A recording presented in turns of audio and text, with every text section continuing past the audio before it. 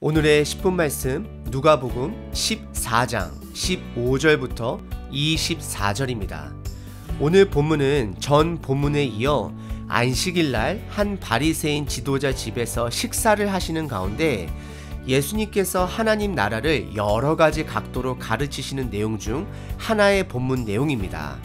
전 본문에서는 예수님께서 수종병 걸린 환자를 일부러 안식일날 고치시며 종교 지도자들에게 하나님 나라에 대해서 가르쳐 주셨지만 그들은 정작 아무 반응을 보이지 않았습니다. 그리고 이어서 하나님의 나라는 높아지려고 하는 것이 아니라 나보다 어려운 상황에 처해 있는 사람을 섬겨야 함을 가르치셨고, 세상에서는 사람을 의식하고 높은 자리를 향해 가는 것이 문화라면 하나님의 나라는 하나님만을 의식하며 어려운 자들을 섬기는 것이라 말씀하셨습니다. 오늘 본문은 동일하게 하나님의 나라를 천국잔치 비유로 그들에게 그리고 우리들에게 가르쳐 주시고 있습니다. 오늘 이야기는 한 가지 이야기를 담고 있습니다. 한 주인이 종을 보내어 사람들을 본인 잔치에 초청을 합니다. 총 3그룹의 사람들이 초청을 받습니다. 첫 번째 초청을 받은 사람들은 여러 가지 핑계로 그 잔치에 참석 못함을 종에게 전달합니다. 그러자 잔치집 주인은 두 번째 그룹 그리고 세 번째 그룹 사람들을 성 안팎에서 찾아 그들을 잔치 자리에 채우라고 종들에게 명령합니다. 그리고 첫 번째 그룹인 잔치 초청을 거절한 자들은 결단코 그 잔치에 들어올 수 없음을 주인은 경고하고 있습니다. 왜 첫 번째 초청을 받은 자들은 그 잔치에 못 간다라고 통보를 했을까요? 그것은 삶의 우선순위 문제입니다. 그리고 첫 번째 그룹은 누구를 말하고 있는 것일까요? 본문 상황으로 보게 되면 바리새인들처럼 이미 구원을 이루었다 믿는 사람들에게 주시는 말씀입니다.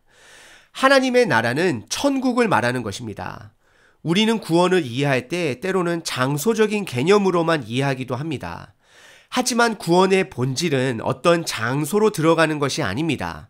그리고 구원은 어떠한 물건을 내가 갖는 것처럼 소유하는 것이 아닙니다. 구원은 하나님 아버지와의 관계입니다. 그래서 내가 구원을 받았다라는 것은 하나님 아버지와의 관계가 시작되었다라는 것입니다. 이것은 완성되었다라는 것은 아닙니다.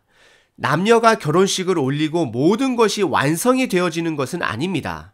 드디어 결혼식을 통해 그들의 삶이 시작되는 것입니다.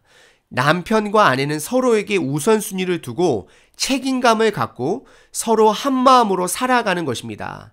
결국 하나님의 나라는 구원을 시작으로 이 땅에서 하나님께 우선순위를 두고 하나님의 백성으로서 책임감을 가지고 그 삶을 살아가는 것이 하나님 나라의 백성의 자세인 것입니다. 15절에 한 사람이 하나님 나라에서 떡을 먹는 사람은 복되도다라고 고백을 합니다. 이것은 전절 14절에 어려운 사람들을 섬겨온 의인들은 부활의 때에 하나님으로부터 받는 상급이 있다라는 절과 연결이 됩니다. 15절 한 사람의 고백은 아직도 하나님의 나라를 음식적인 개념, 공간의 개념으로만 생각으로써 이런 고백을 한 것입니다.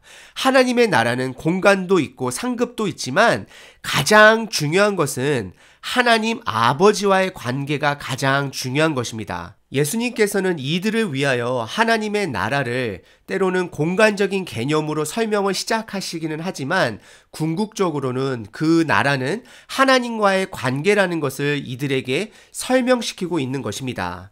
그래서 예수님께서 추가적인 비유로 16절부터는 천국 초청 잔치의 비유를 드시며 하나님 나라에 대해 가르쳐 주십니다. 16절과 17절에 집 주인은 큰 잔치를 준비하고 모든 잔치가 준비를 끝마쳤을 때에 종들에게 많은 사람들을 초청하게 합니다. 16절에 주인은 종을 통하여 많은 사람들을 청하였다라고 말하고 있습니다. 고대 중동 문화에는 음식을 보관할 수 있는 냉장고 같은 것이 없었기 때문에 커다란 잔치에 사람을 초대할 때는 종을 통하여 2번 초청을 하게 됩니다. 첫 번째 초청은 그들로 하여금 참석 여부를 묻고 거기에 수락한 사람들의 숫자대로 음식을 준비하고 모든 잔치 준비가 끝이 나면 두 번째이자 마지막 초청을 17절에처럼 그들에게 알립니다. 그래서 17절의 주인은 초청에 응답한 사람들의 숫자대로 모든 음식과 잔치 준비를 끝을 내고 드디어 종을 통해 첫 번째 초청에 확답을 받은 사람들에게 그 잔치에 참여하도록 하게 합니다. 하지만 문제는 18절서부터 20절 이들의 반응입니다. 이들은 마음이 변했습니다. 처음에는 그 잔치에 가겠다라고 답을 해놓고 나서 모든 사람들이 하나같이 사양하는 모습을 성경은 보여줍니다. 대표적으로 세 사람의 예를 예수님께서 비유로 들어주십니다. 첫 번째 사람은 18절에 밭을 샀기 때문에 지금 그 밭을 보러 나가야 한다라고 말을 합니다. 그리고 두 번째 사람은 19절에 소 5결이, 즉 소 10마리를 샀기 때문에 그 소가 밭을 잘 가는지 아니면 일을 잘 하는지 시험하는 가는 중이라고 말을 합니다. 그래서 그 초청을 못 간다라고 사양을 하게 됩니다. 그리고 세 번째 사람은 20절에 이미 결혼을 했고 아내가 있어 집에서 신혼을 보내야 하기 때문에 갈 수 없다라고 말을 합니다. 인간적으로는 다 이해할 수 있는 사건들입니다. 하지만 이들은 이미 그 잔치에 가겠다라고 수락을 했다가 다시 번복한 것은 우선순위의 문제입니다. 첫 번째 사람은 땅을 구매한 것이고 두 번째 사람은 지금 시대로 이야기하면 그 당시 소는 집안에서 가장 중요한 가축이므로 자동차를 구매한 것으로 봐도 좋을 것 같습니다. 그리고 세 번째 결혼은 인생에 있어서 매우 중요한 사건입니다. 하지만 예수님께서는 이 비유를 통하여 하나님 나라 잔치의 우선순위를 두어야 함을 예수님께서는 강하게 말씀하고 있습니다. 왜냐하면 이 잔치는 일반 잔치가 아니라 하나님 나라의 잔치이기 때문입니다. 하나님 아버지께서 초청하신 잔치이기 때문입니다.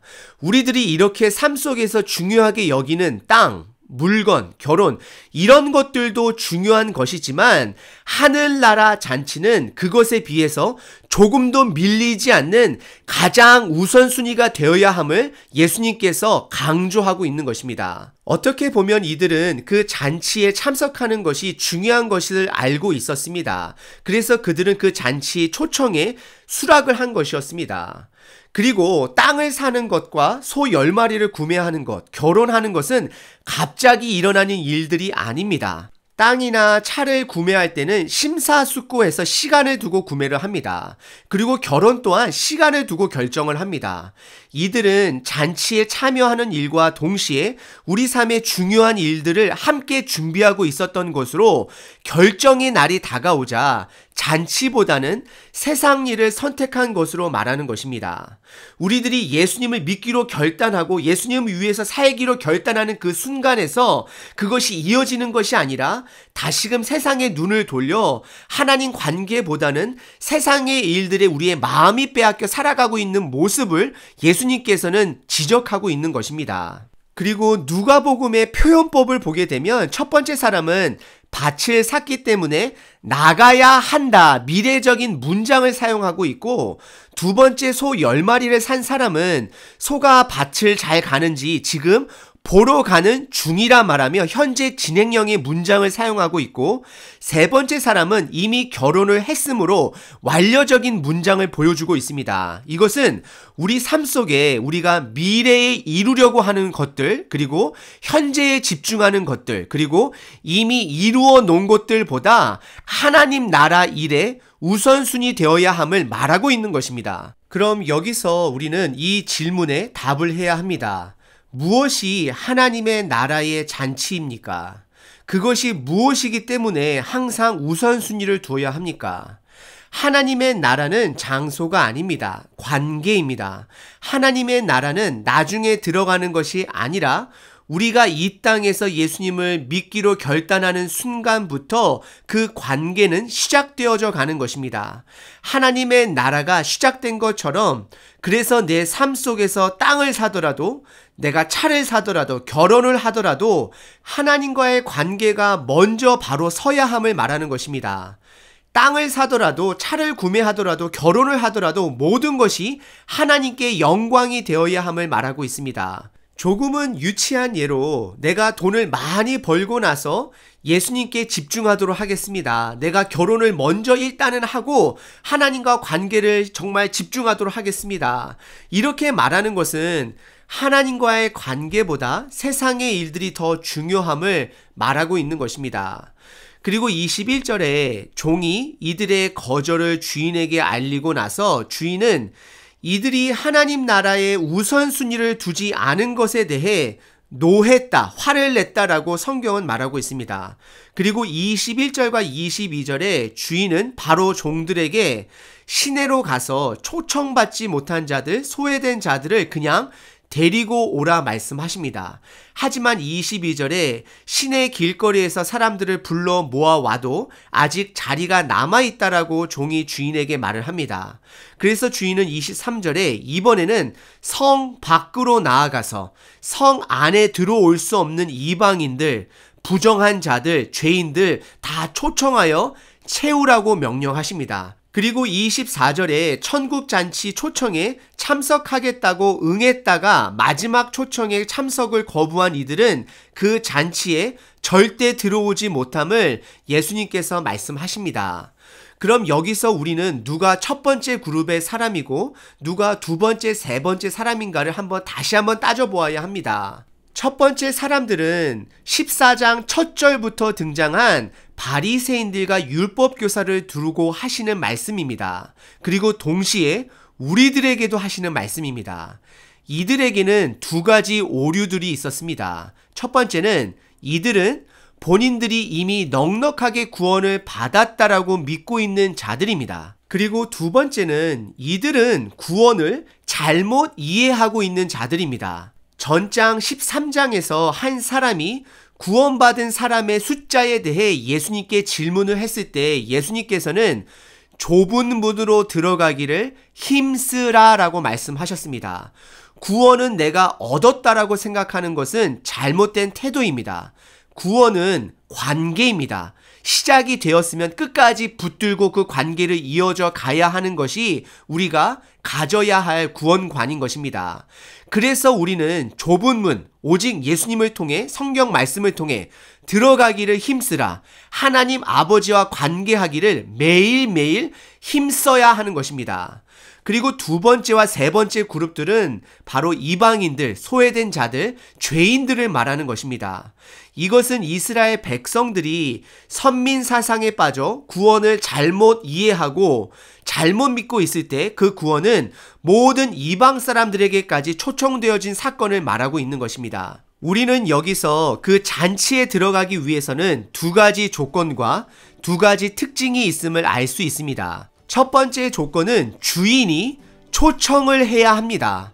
하나님께서는 예수님을 우리들에게 보내주셔서 누구든지 예수님을 믿으면 그 나라에 들어올 수 있도록 비록 좁은 한 문이긴 하지만 누구에게나 열려주셨습니다. 초청하셨습니다. 그리고 두 번째 그 잔치에 들어가기 위한 조건은 그 하나님 아버지 초청장에 응답해야만 하는 것입니다. 첫 번째 그룹 사람들은 초청장은 있었지만 그 초청장에 응답하지 않았기 때문에 그 잔치에 들어가지 못했습니다. 응답은 일시적인 응답이 아닌 이미 하나님의 나라가 내 삶 가운데 시작되었으므로 매일매일 하나님 아버지와 관계하며 살아가는 것이 우리가 응답하는 것입니다. 그리고 두 가지 하늘나라의 특징 중에 첫 번째는 하나님 아버지께서 종들을 통하여 많은 사람들을 초청하고 그 하늘나라를 채우기를 원하신다라는 것입니다. 하나님은 우리들로 하여금 하나님 나라에 들어가기를 원하고 계십니다. 그리고 두 번째 특징은 우리에게 하나님의 나라의 빈자리를 채워야 하는 임무가 있다라고 말씀하시는 것입니다. 그래서 디모데후서 4장 2절에서는 너는 말씀을 전파하라. 때를 얻든지 못 얻든지 항상 힘쓰라. 여기서도 힘쓰라 말하죠. 범사의 모래 참음과 가르침으로 경책하며 경계하며 권하라라고 말하고 있습니다. 우리에게는 복음을 전파해야 하는 임무가 있습니다. 그리고 누가복음 17장 27절에 보시면 노아가 방주에 들어가던 날까지 사람들이 먹고 마시고 장가들고 시집가더니 홍수가 나서 그들을 다 멸망시켰다라고 이야기합니다. 우리는 먹어야 하고 장가도 시집도 갈 수 있습니다. 하지만 이 모든 것이 하나님과의 관계 속에서 이루어져야 합니다. 그렇지 않으면 결국 우리의 삶은 이미 심판을 받은 삶이라는 것입니다. 오늘 하루 두 가지에 힘쓰시는 하루 되시길 바랍니다. 첫 번째는 하나님 아버지와 관계를 하시는데 힘을 쓰시고, 두 번째는 그 복음을 다른 사람들에게 전하기를 힘쓰시는 하루 되시길 바랍니다.